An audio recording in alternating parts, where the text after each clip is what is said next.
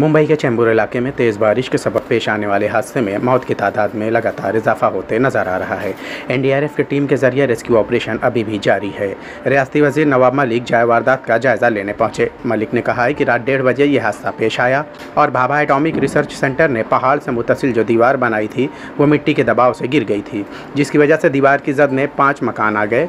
वहीं दूसरी तरफ पहाड़ की मिट्टी के सबब 60 घर मिट्टी की जद में आ गए। मलिक ने बताया कि इलाके में इलेक्ट्रिक करंट फैलने के सबब राहत टीम की जानिब से रेस्क्यू करने में ताख़ीर हुई है।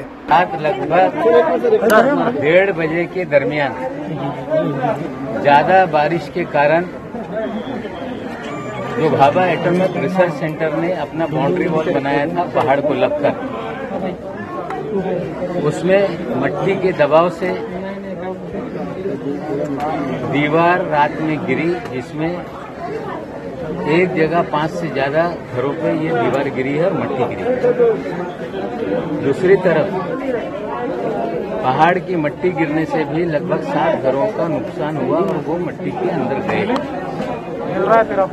रात में 1:30 बजे ये घटना होने के बाद यहाँ पे इलेक्ट्रिक का करंट कई इलाकों में फैला हुआ था और जब तक लाइट डिस्कनेक्ट नहीं हुई बचाव कार्य शुरू हो नहीं पाया। आपको बता दें कि इस इलाके में बारिश से पहले किसी तरह का सर्वे या जांच नहीं की गई थी, ना ही किसी मकीन को नोटिस दी गई थी।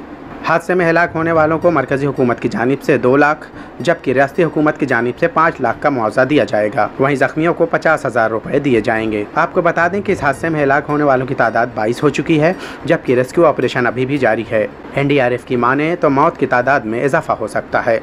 मुंबई में तेज़ बारिश के सबब अंधेरी इलाके में एक शख्स की करंट लगकर मौत हो गई है, जबकि भांडुप इलाके में दीवार गिरने से 16 बरस की एक लड़की की मौत हो गई है। तेज़ बारिश के सबब मुंबई के नशीबे इलाकों में पानी जमा हो गया है, जहां महकमा बीएमसी के जवान लगातार मशक्कत कर रहे हैं।